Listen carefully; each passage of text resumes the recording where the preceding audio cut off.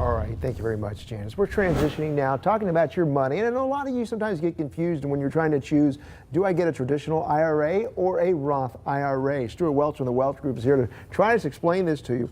In the simplest answer we could give you, it might have to do about where your tax bracket is, right? Yeah, I think that's a great point. So here's we'll do the takeaway first. Okay. So the takeaway first, you know, you have all of these tax brackets. You've got the 10, 15, 25, 28, 33, 35, 39.6. It's pretty complicated. Let's make it simple. Unless they pass a simpler code. Unless which we would really like to see. But if you're in the 25, just a rule of thumb, if you're in the 25% bracket or less, okay, I would tend to favor the Roth IRA. We'll talk about why in a minute. Okay. If you're in the 33% or higher, I would tend to favor the traditional IRA.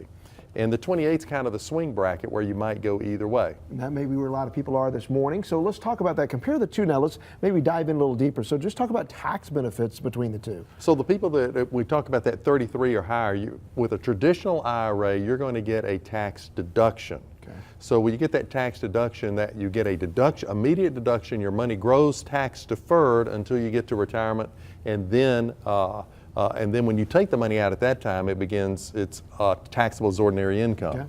So with the Roth, if you start at that 25%, you're not getting a huge tax deduction. So with a Roth, you don't get a tax deduction. Your money grows tax deferred, and at retirement, it actually comes out tax free.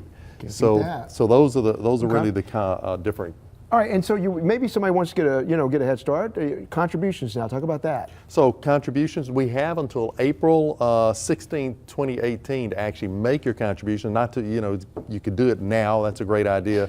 $5,500 is the limitation this year for 2017, and if you were turned 50 or older in this calendar year, you can put in, Mike, another $1,000. Okay, and now we don't have time to go into all of it, but if you could just briefly talk about income limitations and where that fits in. Well, I think the main thing is that with a traditional IRA, there are income limitations if you're part of an employer's retirement plan. Okay.